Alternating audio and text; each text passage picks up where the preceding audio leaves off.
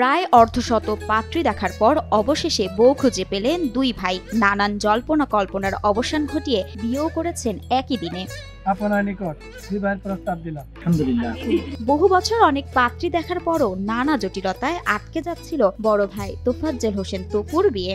এমনকি সব ঠিকঠাক থাকার পরও বিয়ে ভেঙেছে বেশ কয়েকটি। দীর্ঘদিন যাবৎ আমার জন্য পারিবারিকভাবে পাত্রী দেখা হচ্ছে। 2 বছরে বেশ কয়েকটা পাত্রী দেখা হয়েছে। অনেকগুলা বিয়ে হয়েও অনেকগুলা বিয়ে ভেঙে গেছে, হয় নাই। এদিকে বড় ভাইয়ের বিয়ে বিলম্বিত হওয়ায় আটকে ছিল ছোট ভাই তন্ময়ের বিয়েও। বিয়ে আর আগে হওয়ার কথা ছিল, বড় ভাইয়ের জন্য একটু দেরি হয়ে গেছে আপনার। অবশেষে দুই ভাইয়ের ভাগ্যেই ফুটেছে বিয়ের ফুল। তাই একসাথে বর্ষে যে নববধূকে আনতে যাচ্ছেন শ্বশুর বাড়ি। কাকতালীয়ভাবে দেখা যাচ্ছে আমাদের দুই ভাইয়ের জন্য একই সাথে পাত্রী পছন্দ হওয়ার কারণে একই দিনে আমাদের বিয়ে ধার্য করা হয়েছে। তো আজকে আমরা দুই ভাই মিলে বরযাত্রী যাচ্ছি।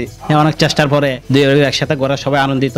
দুই ভাইয়ের বিয়ে উপলক্ষে নেত্রকোনার সদর উপজেলার গ্রামের বাড়ি কান্দুলিয়াতে বানানো হয়েছে বিভিন্ন স্বাদের পিঠা। সৃষ্টি হয়েছে এক উৎসব মুখর পরিবেশ। একই দিনে একসঙ্গে দুই ছেলের বিয়ে দিতে পেরে খুশি তাদের বাবা মা। আমার দুই ছেলে এখানে থাকে, তো ওদের দুজনের একসাথে আজকে বিয়ে, এটা আমার কাছে খুব ভালো লাগতেছে। আমার খুবই ভালো লাগতেছে আর আমি খুশি আছি আমার দুই ছেলের একসাথে বিয়ে।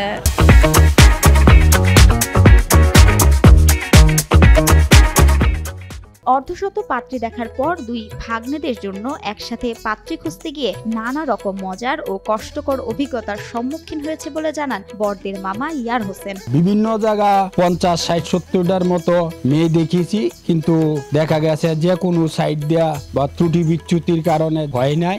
এখন বর্তমানে দুইটা বিয়া ঠিক করা হয়েছে আমার দুই ভাগ্নের জন্য।